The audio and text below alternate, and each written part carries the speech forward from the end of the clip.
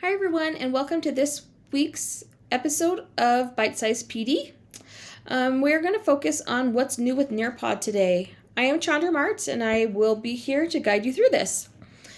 So our learning intentions and success criteria today are going to be that I am learning about the new features in Nearpod so that I can integrate these features to support best practice. My success criteria is that you'll be able to define Nearpod, the features of Nearpod, and that you'll be able to create a plan of how to integrate those features. Again, I am Chandra Martz, and I am going to take you out of this slideshow now, even though I have the slides created that you can look back on. I am going to actually take you into Nearpod, and I am going to run through everything else on Nearpod. So the first thing that we're going to cover is how to create a co-editor on your presentation. So if I want to share this presentation and have someone else edit it, I can come to these three little dots, and then I can say that I want to share with teachers. When I share with teachers, I can say who I want to share it with. So for example, Camille Cole. And then I can say if I want her to be able to view it, to be able to edit it, or if I just want to send her a copy of it. When I say that I want her to view it, that means that I am sharing this with her. She's able to use it, and any changes that I make to the presentation, she will also be able to see those changes. She will not be able to edit anything on her own, though, unless she makes a copy and is able to make those changes on her own. The next one down is that can edit. Can edit means that she and I can both edit this same presentation. The caveat to that is that though you can both edit the presentation, you can both not be in the presentation editing at the same time currently. So what that means is that unlike Google Docs, where you can have both people typing and editing at the same time, if I were to share this with Camille, I could go in, make the changes I want to make, then let her know that I'm done, that I've saved it, and then she would be able to go in and add change and make changes as well. Okay, the next one over is just that, or down is just that send a copy. Send a copy just means that I am sharing the presentation with her. And from what I can tell, that does not allow them to see any changes that I've made because I've already just sent them a copy. Okay, so once I've done that, I can then click on that share a lesson. If I want to send a copy instead, if I exit that name, what I can do is either do what I just did, or I can click on this share link and copy that link, or I, again, can come down here and send a copy. Okay, but sometimes that share link is just as easy. All right, going down to the next one. The next one I have to talk about is to create a quiz. There are two ways to create a quiz. The first way, I'm just going to go in here to create that lesson. You can either create it within a lesson, so by adding other contents and activities, so it's inside of a different lesson, or if you want it to be standalone, they now have a feature that you can create a quiz. I'm going to do it here so I can explain a little bit further with that add content and activities. So here, it's going to ask me what I want to do. I can come down here to quizzes and games, and now I can add this quiz right here. Or if you wanted to, you can come to all and then just scroll down until you get to that yellowish orange and click on it from there. From here, I can say that I want to add it. And over on the right-hand side, it's going to ask me what activities I want to add. So here, maybe I want to add a multiple choice in there. Maybe I want to add a draw it, a drag and drop. And maybe I want to add some actual activities where I'm having them work with maybe base 10 blocks. Over here on the left-hand side, you will now see all of those activities I added in. I just was able to pull them in. You can add them one at a time by continuing to say that you are going to, like, you can come over to that left-hand side or right-hand side and open it any time and add additional activities. But once you're ready to edit, you can just click on the one that you want to edit, and you'll be able to come here and, for example, type in your questions, etc. Once you've got all of those in the way that you want them to be, one of my favorite features of this quiz, if you click on quiz, notice, so not in any of the questions, but the actual quiz itself, notice right here brings up a student paced mode. If I turn that on, what that means is if I am doing this presentation live in class, okay, not just the quiz, but the whole presentation, and we're going from slide to slide where they are like a student is going with me throughout the entire thing, and then we get to the quiz. If I turn this student paced mode on, they don't have to follow the quiz questions with me step by step by step. They're able to work on it at their own pace. And then once they're done with that and I'm ready to bring the class back together to move on to the next slide, I can hit that next button and it will bring those kids back with me. But they were able to do the entire quiz at their own pace, which is kind of a great feature.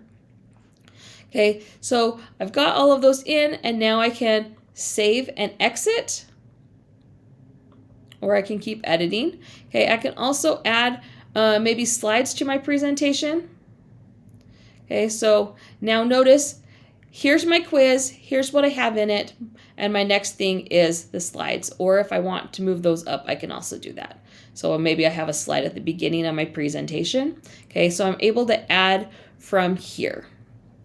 One other thing I wanted to show you in quizzes, okay, is I can actually create a quiz from AI, and this is just going to be like a multiple choice type question, or you could do it as a time to climb, which I'll talk about in a little bit. But if I want to do a standard multiple choice question, I may ask them to tell me about the events leading up to the Boston Tea Party. Okay, and then I can have it create questions for me. Usually it will create between 5 and 10 questions from what I've been noticing. Okay, and I can say, as it's pulling all of those questions in, okay, so this one did create a 10. If I like all of those questions, I can go here and I can select them. Now the thing is I can select all of them if I choose to, or I can be selective and say I only want these first 4. Okay, and then I can say I'm going to save and edit those questions. So now it's bringing those in for me.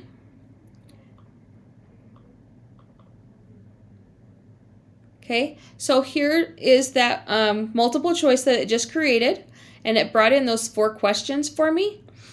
But notice now it is in editing mode. So maybe the answer or the questions that it brings up are great. Maybe they're not so great, but at least it gives me something to start with, and then I can edit it to make it what I want it to be.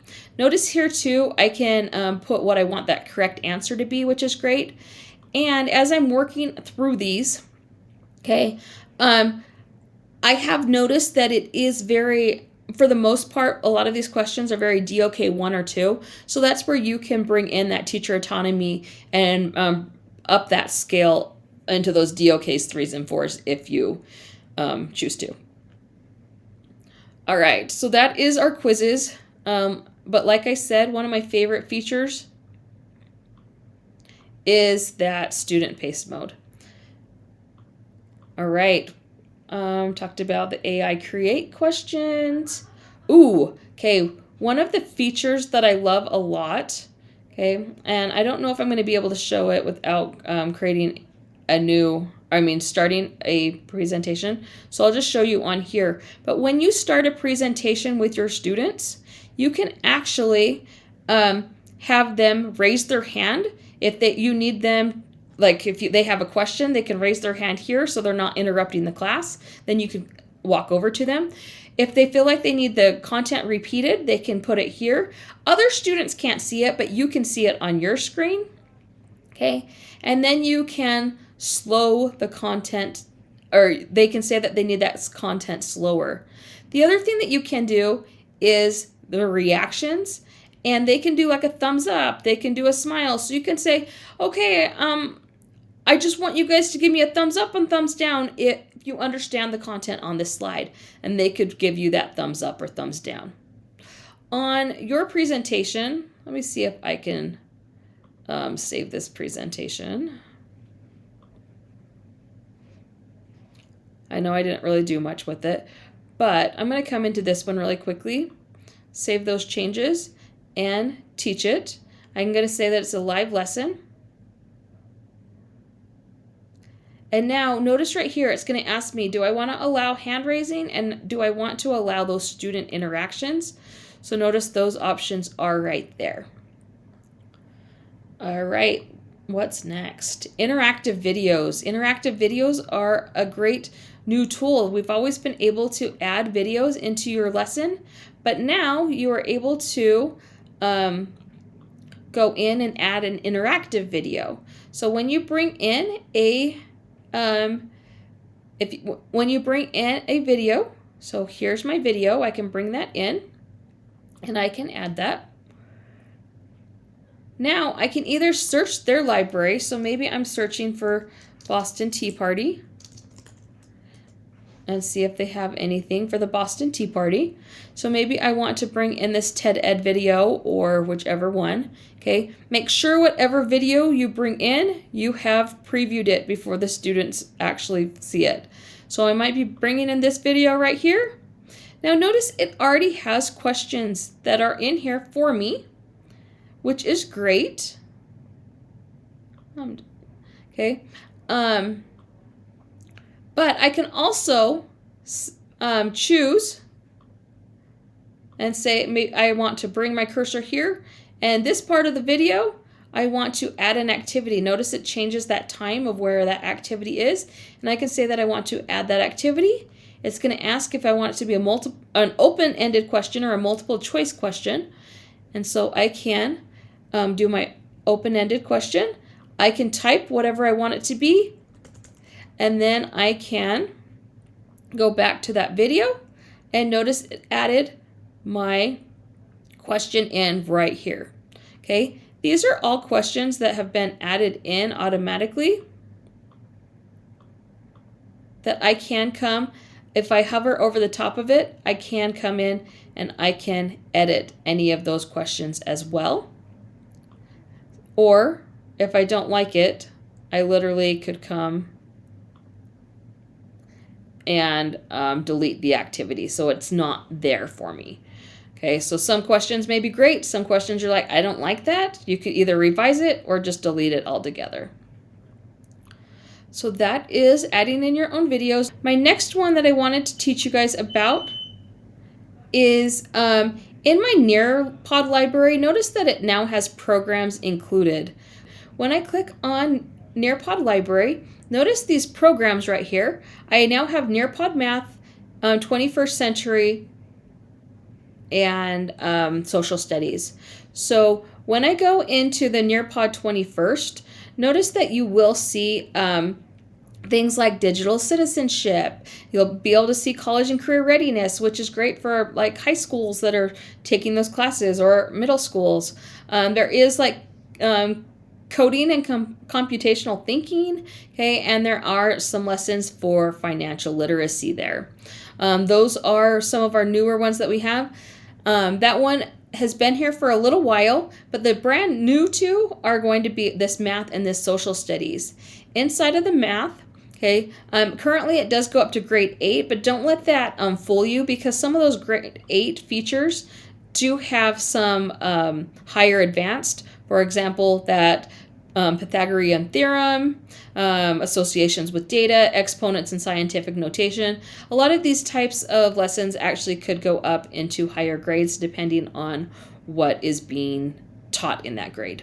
Okay, and then it does have new math features. So I know when I was talking to our math specialists, they were saying that they use manipulatives and they use algebraic tiles, and those are available right here that a teacher could use with the class when they're building. And so they could actually create their questions and have the kids put in those algebraic tiles. Okay, and then the last one I wanted to show you is that social studies one, which is right here. When you click into that social studies, it does go from K all the way up to 12. And when we click into that, You'll be able to see like U.S. history, early America to the Civil War. We've got geography here. So there's lots of different ones. And notice that some of them have 25 topic bundles. So when we're saying topic bundles, notice that there's 25 of these major things, but this has 15 lessons included into it. So there's quite a bit of new resources that they have added into our Nearpod library. All right, so I've done that. I did want to talk to you guys. These are not necessarily new tools, but they are some fun tools that we have that I wanted to remind you about. So I'm just going to go back in and edit this lesson right here. I can add what they call the time to climb. If you haven't seen or played with time to climb, this is a way to gamify your classroom. It shows it kind of right here, but students are answering questions that you put up for them, and as they're getting them right, they're able to move up the hill, and they're trying to move as quickly as possible to get up to the top, and then they can win however you want them to win. But they're able to you're able to randomize the answers so they can't look at the next person over and to figure out what the answers are. They do have the leaderboard. You can convert existing quizzes now, which is a newer feature, which is great. But like I said, it's fun. The characters do seem a little bit more younger, but I have to say that even the older kids love playing it. And notice that there are some quizzes that are already built in. So the last search I did was grade 2, but there are upper grade and lower grade, so you could do that. And then the last thing that I wanted to show you is actually up in your settings. So if you go into your lesson settings up here, it is going to be student notes. And right here is that enable student notes. If you have that turned on, when students go to your lesson,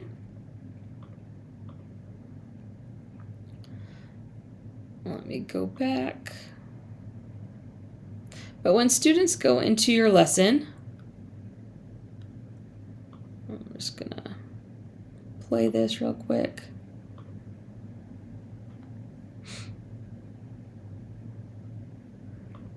Up here on the right-hand side, they will actually be able to see a notes button. And in that notes button, it will actually let them type in notes next to the presentation. And then what it does is it saves it to their Google Drive. So if they want to, they could use it to like study for a test, and it would have your presentation here, and then it would have your notes next to it. And so that one's a really great tool that they can use. So I'd highly suggest doing that. I just got to the time to climb, and notice that there are different features. So you could say that you want them to do Himalaya or a beach theme or a carnival, and they can choose that. I think there's even more. So they've added quite a few. There's a space theme, etc. And you could even have the kids vote on what they want to be used. But every kid is going to get the same one. So anyway, that is our presentation. Let's just review quickly what our learning intention success criteria are. I am learning about the new features in Nearpod so that I can integrate these features to best support teaching. And I am defining the new features in Nearpod, and then I am learning how to creating that plan to integrate 3 new features. So as you're going through this, make sure that you create your action plan, something that you can commit to taking back to your classroom. And if you have any questions, my name is Chandra Martz. Please feel free to reach out. Thank you.